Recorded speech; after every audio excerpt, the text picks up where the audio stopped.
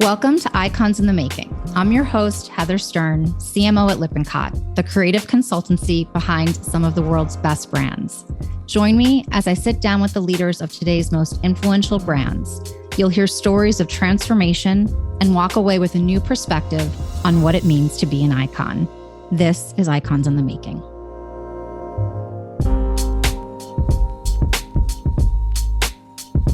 Crocs. They've been affectionately coined dad shoes, sweatpants for your feet, and the it shoe of the pandemic. They've attracted legions of fans, from nurses and chefs to celebrities and athletes. They've also faced their fair share of naysayers, something they've used to their advantage. But whether you love them or hate them, one thing we can all agree on is they've become an iconic part of the footwear industry and pop culture at large. 2023 saw record-breaking sales for the brand, global expansion, and a spot on Time's 100 most influential companies list. But it hasn't always been an easy ride to the top, and no one knows this better than today's guest, Michelle Poole. In her role as president, Michelle oversees commercial teams in the Americas, Asia, and EMEA, as well as product design, merchandising, and marketing. She brings over 3 decades of experience leading global fashion and lifestyle brands and is never one to shy away from a challenge. Brand building is her world and what lights her up, and she leads her team with authenticity and humility. I am so excited to dive into this conversation, so let's get to it. Welcome, Michelle. Hi, Heather, and thank you for a great introduction. Absolutely. And I mean, you've been now at the company for almost a decade. How many pairs of Crocs do you have, and do you have a favorite? Oh, my goodness. Well, how many do I have? I'm sample size, so I'm kind of embarrassed to tell you. Let's just say I have a very large shoe closet. My favorites, gosh, ultimately it's still the classic clog. Obviously, icons is what this podcast is all about, and it's been at the heart of Crocs' success. Our core classic clog is still the heartbeat of the brand and goes with everything. And what I love, though, is Crocs is all about color, and the design team do an amazing job on bringing new seasonal colors. So I would say every 3 months I fall in love with a new color, and I have a new favorite color for the season. What's the color this month? Oh my goodness. Well, isn't it interesting? There's like this acidic color that's like this really bright yellow, but with some lime in it, like a real almost a neon. But then conversely, we have these really gorgeous neutrals. I think we have the shade called Elephant that's almost like a gray lilac, like super subtle. Oh, I love it. So let's go back to your decision to join the Crocs family. A mentor of yours said it would be career suicide. Why did you decide to take the job at that time? Yes, absolutely. And those are the words a dear mentor of mine used. I saw something in the brand that really, really appealed to me. And there are companies out there that have labels, and then there are brands, and I see them quite differently. And I saw Crocs as a real brand that there was a lot to work with.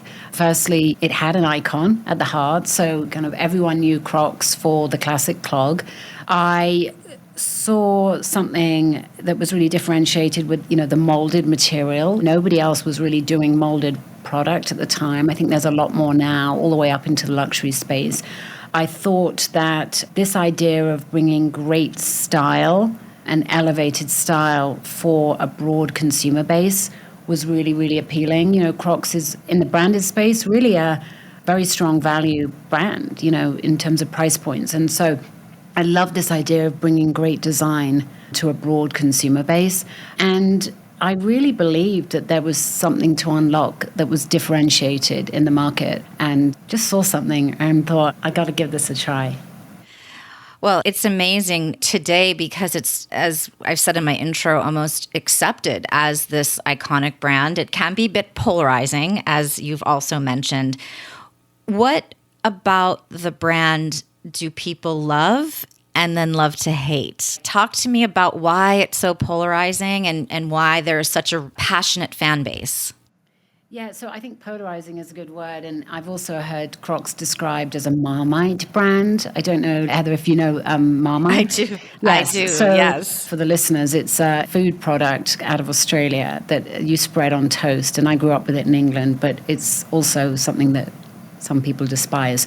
I think, firstly, I would say the polarizing nature of our brand is something we welcome, and we're actually not trying to dissipate. I think that there is a tension around our brand that has been really valuable to us. It gets us noticed. It gets us talked about.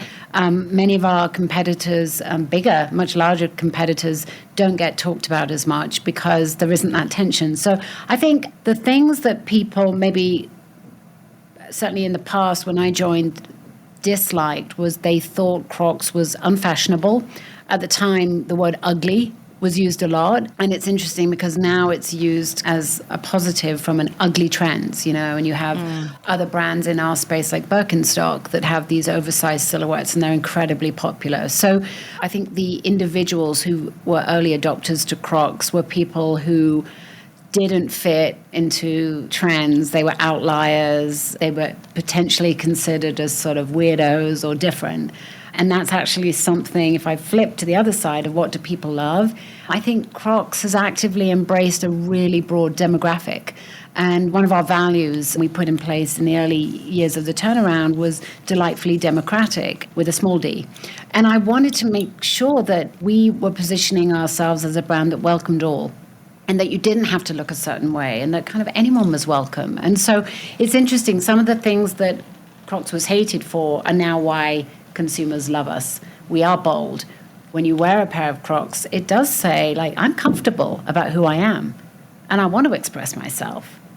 It's an amazing value, delightfully democratic. I think that's just speaks so much to the collaborations that you have embarked on, the way that you've gone to market, the product design, and something that I could imagine really being a guiding force for people in the company as they think about what the next step should be. So you've been on this upward trajectory.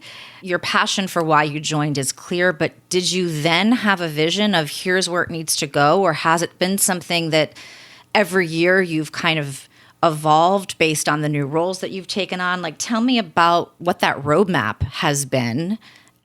Yeah, I think absolutely, in all honesty, coming in, you do have to first learn the brand. I think about working for a brand like being in a relationship, and I think over time kind of osmosis happens, and you learn about the brand collectively, and it's never static. So for sure, those first months were just trying to understand, what we had in the business. As I said, even before I joined, I recognized the strength of the icon.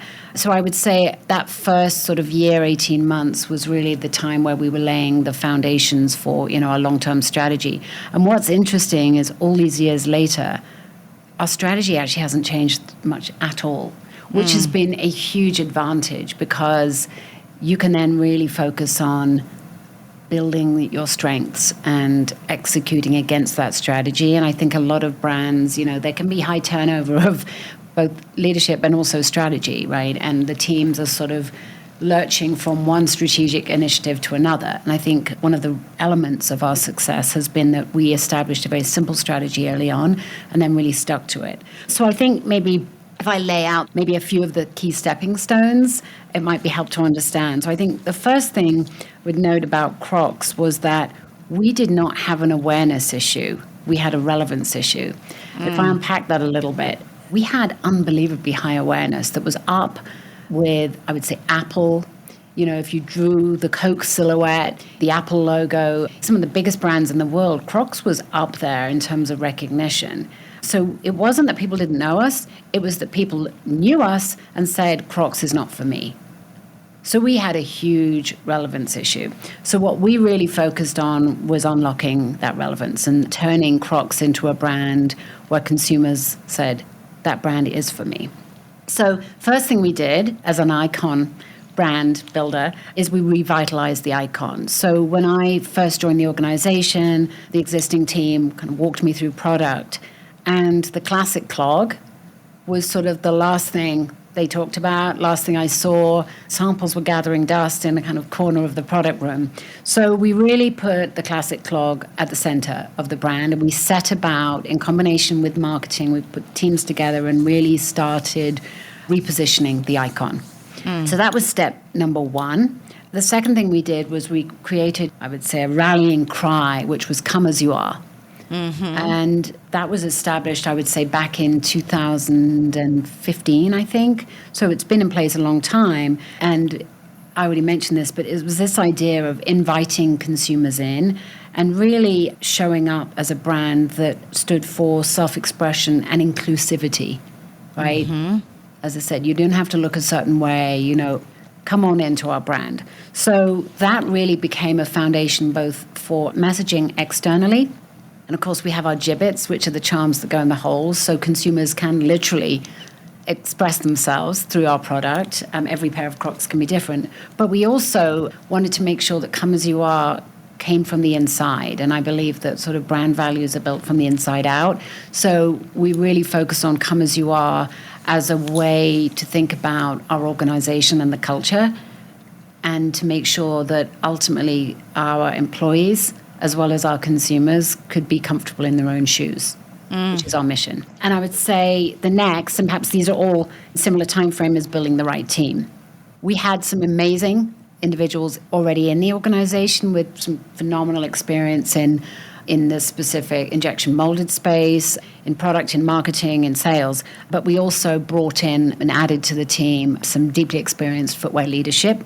I would say that was really critical to get like-minded leaders on board who could see the potential of the brand and prepared to roll up their sleeves and get scrappy. And then I think probably the last piece was, because we were an underdog, I think one of the recipes for success was that we were really scrappy.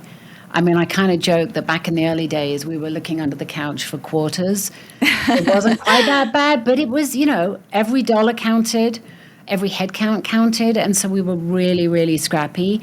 And I think that ties also to the risks we were prepared to take. We didn't have much to lose. So I think as a brand, we took a lot of risks in product, in marketing, and the way we kind of went to market.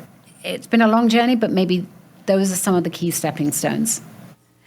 It sounds simple, but it isn't. And I think a lot of that scrappiness is also about focus, right? And about making sure you continually come back to that core idea of come as you are, be comfortable in your own shoes. And I love the sentiment. Everybody now is talking very much about inclusivity as a really important value of a brand, but that's really been part of the DNA. And so there's an authenticity there that you can't replicate. But tell me about risk. So as you said, in a way, there wasn't a lot to lose. And so you were willing to take some risks. Talk to me about one or two of those that you think were particularly instrumental in propelling the brand. I mean, we did a lot of different things, but I guess one example that stands out is that we did a partnership with Kentucky Fried Chicken, and we actually did nugget-style gibbets that go in the holes in the shoes that were chicken-scented, right? So, kind of bizarre. Think of another brand that would do that. And consumers went nuts for it, and they actually showed up on StockX, a few weeks later at wow, 2-3 times their value. We had lines around the block. I mean, if anyone had ever said, in those early days of Crocs can create this kind of consumer demand, no one would have believed it. So I think there were things we were really playful, but then it was also the juxtaposition of partnerships. We partnered with Balenciaga, and Balenciaga sent these sky-high Crocs platforms down the runway at Paris Fashion Week, and the fashion community just about lost their mind. And so, again, looking back, I mean, that was a very pivotal moment where the media and people started to say, something's really going on with Crocs here. But also, they could have just written us off as a joke. So I think we were prepared to take risk with product. I think a lot of brands are very, very precious about the design and the creativity of their brand. And I think that we were more open to, I would say, co-creating and co-authoring with our partners. And I think that's what really turbocharged the creativity. Back then, we also would do some really crazy stunts from a marketing point of view. We partnered with Post Malone to launch collaboration, and we actually ended up seeding some shoes at the chicken drive-through that he first worked at. And so as consumers pulled up for their chicken, they also got free shoes. So just fun, creative, unexpected marketing activations as well. So I think we just had fun with it. And I think it really came through to the consumers who could see we were having fun with ourselves. And we're also prepared to poke a little fun at ourselves. It takes a lot of courage in a way, because there is a sense that, brand needs to be buttoned up and really control the message and shape the message. But if you have that ability to open it up a little bit, like, amazing things can happen. And as you said, it can be risky too. And I'm sure there's many things you look back on that didn't deliver what you intended it to, but you kind of keep going. So the brand has just continued to explode. You and the leadership team have declared a growth ambition of becoming a $5 billion organization in terms of sales by 2026. Up until this point, it seems like the strategy has been the strategy that you've continued to kind of build on. Do you think getting to that next big milestone is now going to require other elements? Digital is obviously a big channel. Global is something you're focused on. Tell me kind of from here forward how you get to that mark. Yes, I think there are some foundational building blocks that sort of give us confidence that longer term vision is accessible to us and that we have a high chance of success there. And it actually doesn't change a great deal, Heather, from where we've been, which is exciting, right? Because we've got a winning strategy and we can continue to build on it and amplify that. I think there are a few key building blocks. I think first is that we believe what Crocs has to offer is really well aligned with where the consumer's going for the long term, not just in the next year or two. Comfort, right? Comfort is now table stakes. I mean, consumers simply will not wear uncomfortable product on their body or their feet. Versatility, self-expression. We're really accessibly priced, as I mentioned earlier. And for a constrained consumer that has to balance their checkbook and sees rising costs out there, Crocs is still a very accessible brand. And then lastly, self-expression, right? Consumers want to show who they are. And so we believe that self-expression is a macro trend that's here to stay. And then I think about a very diverse consumer base. So we have women's, men's, kids business. I like to say sometimes that we might be the first shoe a consumer ever puts on in their life and perhaps the last. Yes. We have a year-round business. I think Crocs was originally thought of as a sort of summer brand, but we have a really strong year-round business. We also have a very robust sandal business, which is around 400 million now. So we're one of the biggest sandal brands in the world. People don't realize that. And then when I think about, we have geographic diversity. So we have really strong business now in all three regions of the world, led by the US. We have Europe and our Asia business all kind of growing. And then from a channel point of view, we have a really great diversity between a direct-to-consumer and a wholesale business, pretty much 50-50. So we really aren't relying on any one single element. It's really sort of this portfolio of opportunities that really give us confidence that Crocs is here to stay and built to last. It is really amazing when you think about that saying, it might be the first thing that you put on your foot and possibly the last. And it's true. I mean, I see my aging parents and they choose Crocs, and I still have saved, this little baby Croc from when my boys were really little. They now wear them when they go to the hockey rink. It's their shoe of choice. And so just to kind of see all the different stages. I would say we also have chefs and doctors and nurses, right? We have gardeners. So we have all these micro communities as well. So it's amazing. It's such a broad-reaching, going back to the word democratic, product. There are just so many uses for it. One of the things that you've mentioned about being core to the brand and the idea of co-creation, collaborations are really a big part of, I think, what builds buzz, what appeals to those micro communities.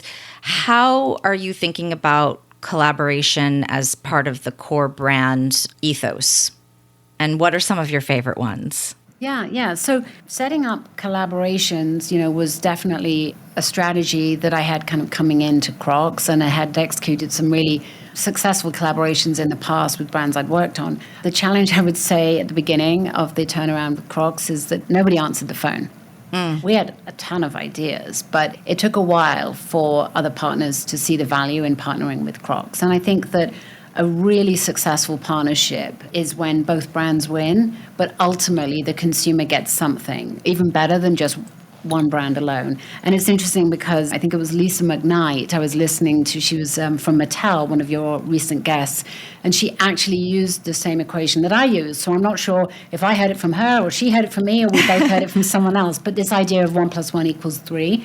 It really is, I think, this idea that when you partner with another brand or another individual, another entity that has its own personality, the consumer wins. And so ultimately, the way we think about collaborations or partnerships is that they're a huge driver of relevance, right? Because there's a lot of consumers, I would say, in the last 5 years who have come to Crocs for the first time. I mean, we see it on our social feeds. We see people saying, I can't believe I bought a pair of Crocs, but I saw the Post Malone Crocs and I had to have them, or I saw the Barbie Crocs and I had to have them. And then once they get Crocs on their feet, they're hooked. There's actually a viral campaign on TikTok, if you look it up, it says "Don't wear Crocs," that has had tens of millions of views. It's a consumer saying, looking at the camera and saying, "Don't wear Crocs." Because first you say, I'll just wear them at home. Then you start wearing them to the supermarket. Then you go for coffee in them. Then before you know it, you never take them off. And we play with that. So, I think partnerships are a great way of bringing in new audiences and also in continuing to engage and retain existing consumers. So we think about partnerships really as a tapestry that we kind of stitch together very intentionally. Often they can look externally like it's kind of random, but behind the scenes is actually, I would say, a heavy dose of kind of science to the art. And the way we think about it is we think about where in the marketplace we want this partnership to be positioned. So is it something that's really, really niche and very limited edition? Or is it something very, very broad, like a McDonald's, for example, that will reach a really broad democratic, back to that word, audience? We also think about geography. So do we want this to be global in a particular market or local in a particular market? And then we think about what we call consumer affinities. And this could be fashion, sport, music, food. We've done some really successful food.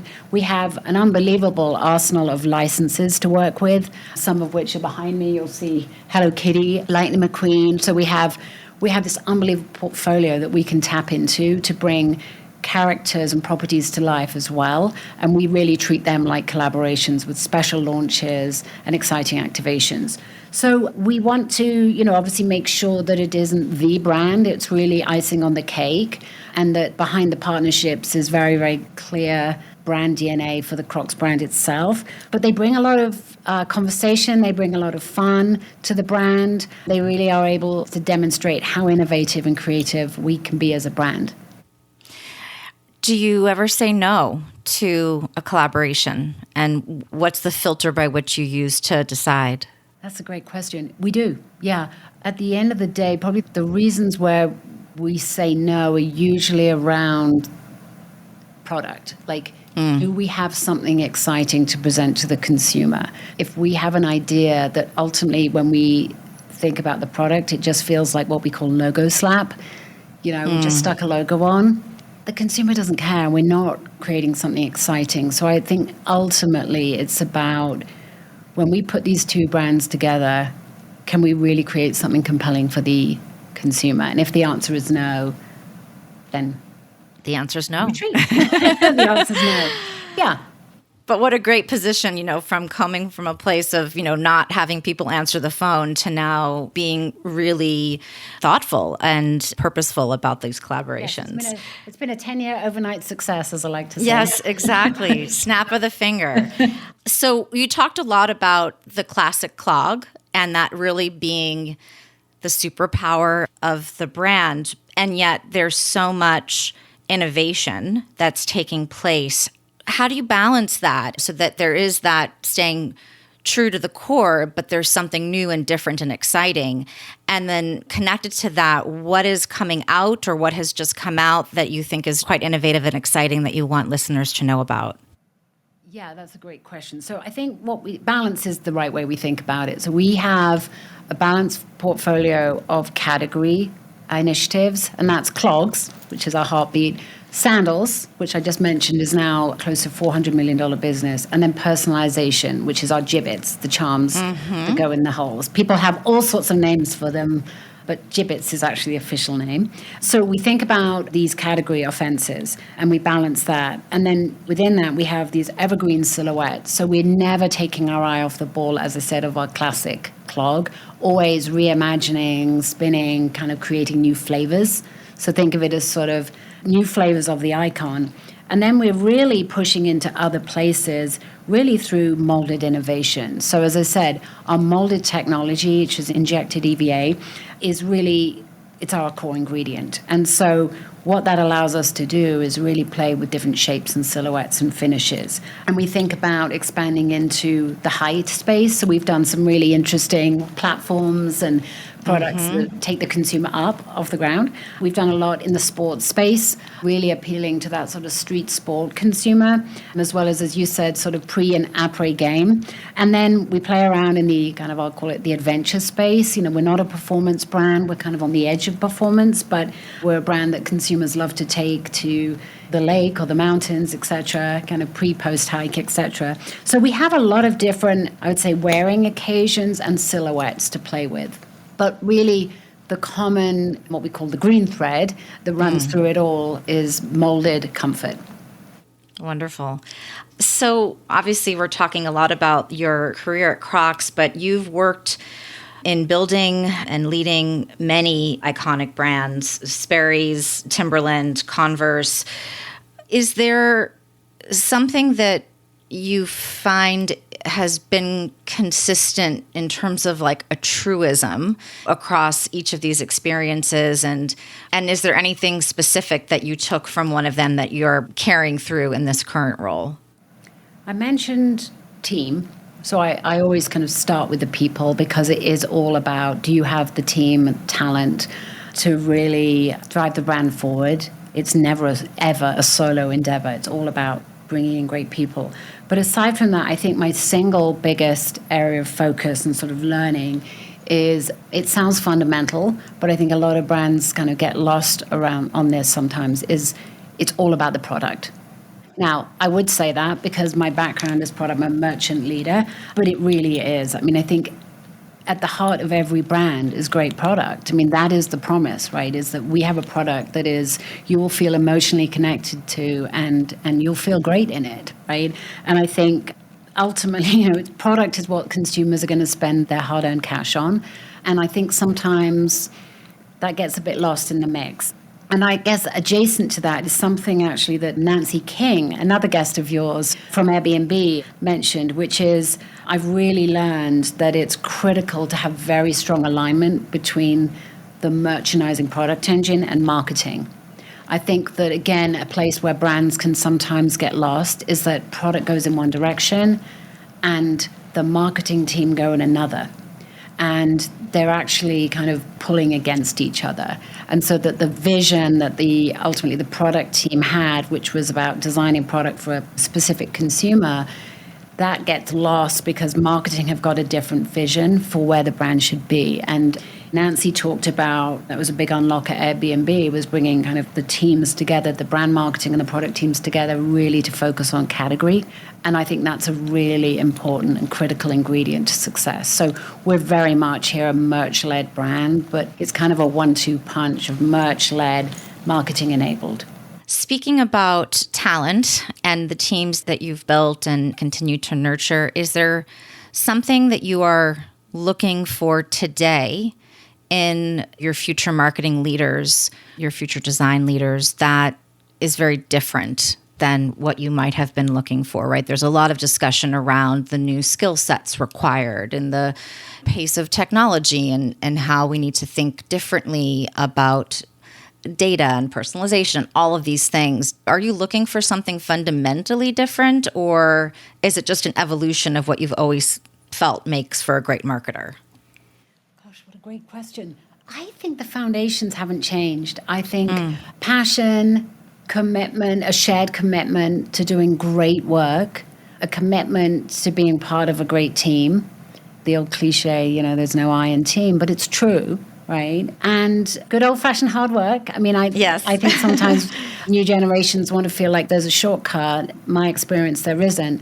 I think definitely the market is moving much faster. The consumer's moving much faster. So I do think an agile mindset, a sense of an ability to pivot is really, really critical. But I don't feel that's new. I've been talking to team about this idea of being able to change direction when needed as a critical management skill for decades. It just looks a little different, but I actually don't think it's that new. So I might be missing something. I've been doing this a long time, but I actually think the fundamentals of successful team members and success in your career is kind of what it's always been. I would add that something I learned perhaps more certainly in the last decade, is there can be a tendency as you grow in your career to feel like you know more and you need to learn less. And I actually think it's the opposite, which is I have never been, I would say, more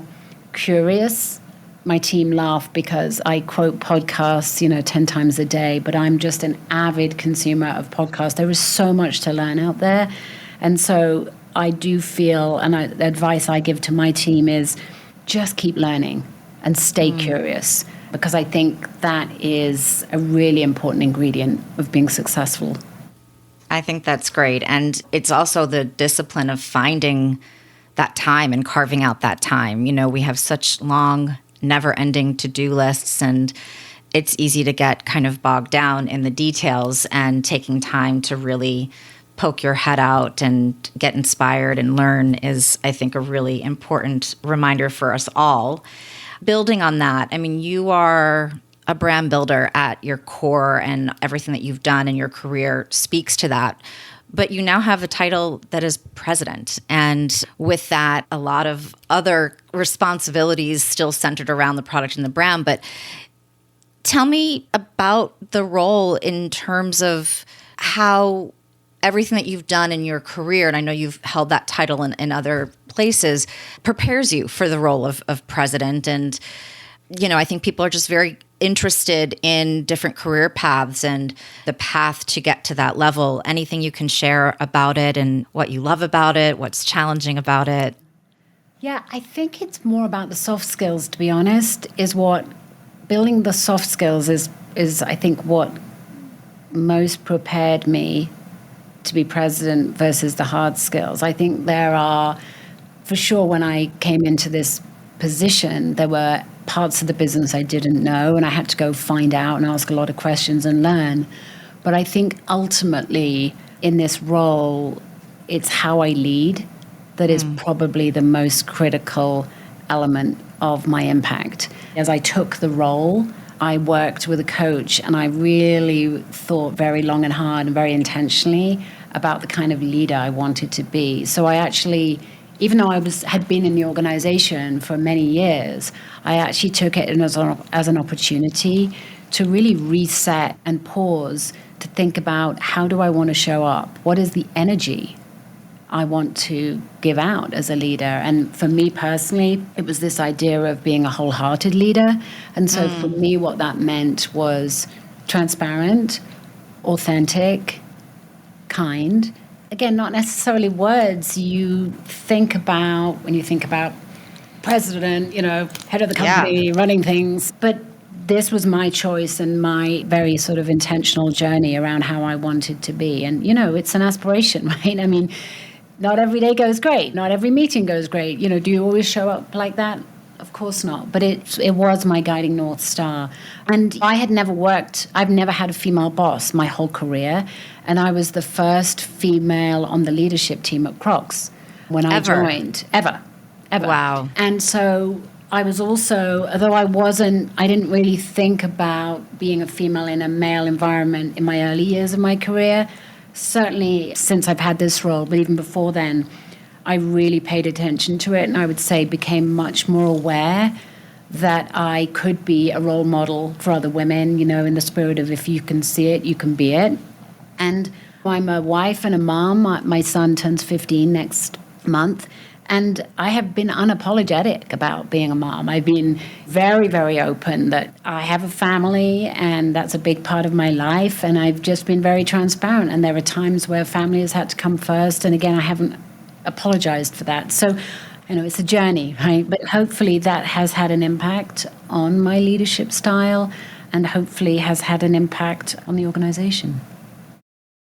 Well, how lucky for those that get to work with you, under you, and be mentored by you. And I think the idea of being unapologetic, there are times when I even find myself starting an email apologizing for something that actually is not even my fault. And it's this like instinct, or to apologize for something that has required me to put my focus on my family. And I think what I'm hearing you've been modeling for others is the opposite, to just not be apologetic and to embrace it as part of what makes you a wholehearted leader. But tell me other things that you are seeing some of those that you're mentoring either struggle with or be curious about, and other pieces of advice that you've given over the years that you think our listeners would value hearing as well. I think ultimately only you can set your own priorities, right? Nobody can walk in your shoes. And so I think maybe two pieces of advice. One is that you have to set them and not expect necessarily your manager to know what your priorities are. So I think putting them out up front. And as a mom, I'm realizing, the years go fast, and sounds like you know that too, and you don't get that time back. So I think making the right prioritization has to be led by you, right? I think your boss might know your personal life, etc., but only you really know what is most important. So I think that's one piece of advice. And then I think the other piece of advice is you care more about your career than anybody else, right? So you have to be in charge of it. And again, yes, in an organization, hopefully they're doing the right development work. Hopefully they're helping you develop and grow in your career. But ultimately, it is on you to take the responsibility, to take the initiative, and speak up about what you'd like. Put yourself out there and say, have conversations with people you work with, or people whose job you aspire to have one day, and go talk to them. If people knock on my door and say, can I ask you some questions? How did you get here? Like, I am an open book, and I think most strong leaders are, who want to develop others, will share their journey and share their advice. So I think for people listening, maybe there's someone in your organization who you work with and you say, how did they get there? Demystify it and go and ask. But definitely, I think my advice is, sometimes I see people kind of waiting to be tapped on the shoulder and just sort of waiting for something to happen. And my advice is, you got to go ask for it. Yeah, I love that. And again, another element of being unapologetic, which I think is great. So there's a lot of predictions out there about what the year is going to bring. As you look forward, thinking about the brand and the journey and the aspirations, what are you most excited about looking to 2024? And what, if anything, is keeping you up at night? I think one of the things I've been talking to my team about is, when you head into a challenging environment, where can we strengthen? What are the areas we can strengthen? And actually, one of our board members, we had a conversation with about when the times are turbulent, this is the time when you can actually widen the gap against your competition. And so we've definitely been talking about, as a brand, those places, right? And, really understanding where are the areas of underperformance so we can strengthen them, right? I always say, failure is data collection, right? Like, you are going to get things wrong, but how do we learn from them? So I think continuing to really encourage our teams to, of course, celebrate the wins and make sure we understand how did we achieve that so we can repeat it, but probably in equal measure, examine what didn't work and learn from it. So that's, I would say, one element. And then I think, from a brand and product point of view, I have seen our product pipeline all the way through now to the end of this year. And again, as a product-centric leader, buckle up. There is so much great, fun, fashion-forward, exciting, unexpected product coming. And I think innovation is our lifeblood. We're putting product at the center of everything we do. We have phenomenal talent. And so I am pretty confident we can continue to widen that gap. That's very exciting. And speaking about the year, and I know you've spoken a lot about the various regions, you, I imagine, travel quite a bit. Do you have a destination on your calendar coming up that you're particularly excited about? I do, actually. I'm heading to Asia tomorrow. Oh, wow. Night. So I'm heading to see our team in Singapore and then on to Korea and then end up in Japan before heading back to Colorado. So our Asia team are crushing it right now. Our brand is really resonating with consumers across China, Korea, Japan, India, Southeast Asia, our core clog business, but also our sandal business and our gibbets business that's on fire there. So I think more consumers than ever are discovering Crocs. So it's been hard won, and we've got a lot of opportunity ahead. So I'm super excited to be able to be in the market with our team and celebrate the successes, but also help them with unlocking the opportunities for the future. Fantastic. That sounds like quite a whirlwind trip. But as you said, I'm sure you pick up so much about different customers and things that are resonating there that you can take back. And so it sounds very exciting.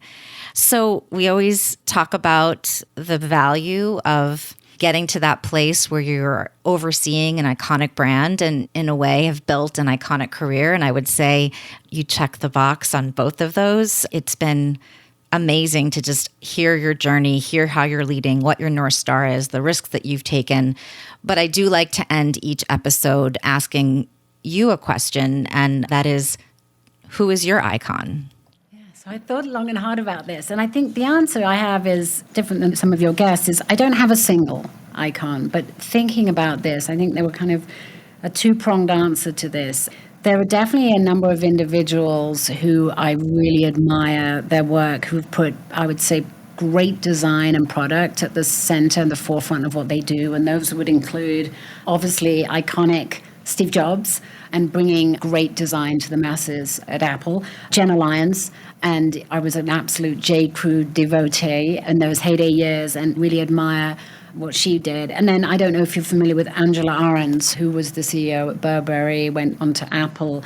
So those would be a few from a career point of view. I had a bit of a pivot here in terms of an answer, but I was thinking about not necessarily iconic people, but kind of iconic behaviors or energy that inspires me. And I've been thinking a lot about this idea of wholehearted and having positive energy in the world. And I think that the people who most inspire me, and you know it when you feel it, it's people who are living really authentically, that they are just comfortable in their own skin.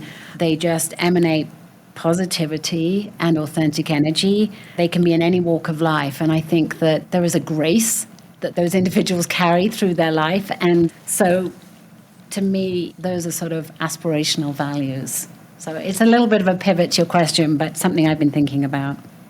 I think that's amazing. You know, the idea of iconic behaviors.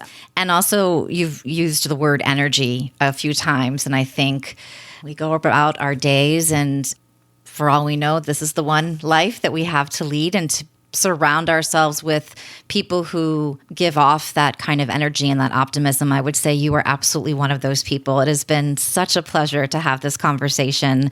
I'm just completely inspired by your career, by the way that you've led, by the fact that you have never had a female boss before and yet are able to be such a strong, steadfast role model for so many. And I think maybe leaving with this idea of come as you are, there's so many different ways to think about that. And I love that sentiment. And so thank you, Michelle. And the same to you. Thanks. This was a wonderful conversation. Thank you so much. I really enjoyed it.